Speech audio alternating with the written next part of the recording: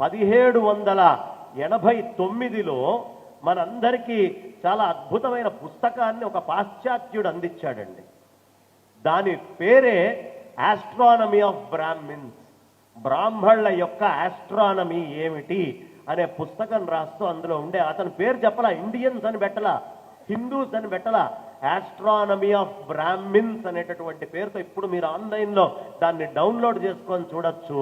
John ప్లేఫెయిర్ అనేటటువంటి ఒక Scottish పండితుడు, నిజంగా చాలా గొప్పవాడు. అతను ఒకటే మాట చెప్పాడండి, వీళ్ళు రాసినటువంటి లెక్కలు ఇవాళ ఉన్న దాంతో మేము పోల్చుకుంటే ఈ టెలిస్కోపులన్నీ తీసుకొని వచ్చి ఏమీ లేకుండా వీళ్ళు రాశారు అంటే మొదటిది యాదృచ్ఛికమై ఉండొచ్చు అన్నాడు.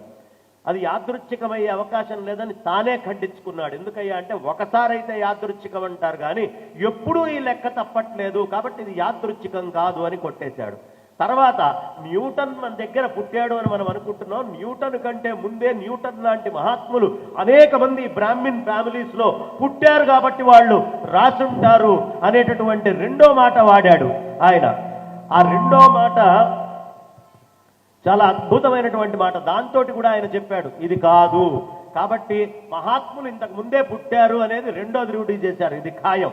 ఇక మూడో మాట చాలా విశేషమైంది. ఏం చెప్పాడయ్యా అంటే ఇది సాధారణంగా ఎవరు పడితే వాళ్ళు రాసేది కాదు, 5000 సంవత్సరాలకి తక్కువ లేకుండా ఆగకుండా ఎప్పటికప్పుడు ఆకాశంలో జరిగే వింతలన్నిటినీ రిజిస్టర్ చేసి ప్రతి అక్షరాన్ని రాయగలిగినటువంటి మహాత్ములు మాత్రమే ఇది రాశారు. వాళ్లే ఆస్ట్రానమీ ఆఫ్ బ్రాహ్మిన్స్ లో ఉన్నారు.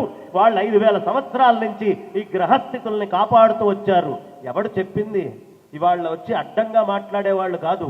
కాబట్టి ఒక స్కాటిష్కి సంబంధించినటువంటి వాడు జర్మనీలో కూర్చొని వాడు ఒక యూనివర్సిటీలో ఛాన్సలర్ అయ్యుండి నదులకు సంబంధించిన ఫిజిక్స్లో అనేక సూత్రాలనిచ్చి జియాలజీ మీద విశేషమైనటువంటి పరిశోధన చేసి అతను చెప్పాడు ఈ ఆస్ట్రానమీ అనేది బ్రాహ్మిన్స్ నుంచి చక్కగా కాపాడబడుతూ 1000 సంవత్సరాలుగా ఉందని. ఇది మీరు ఆన్లైన్లో చూసుకోవచ్చు. కాబట్టి మనదేమి సామాన్యమైన చరిత్ర కాదు.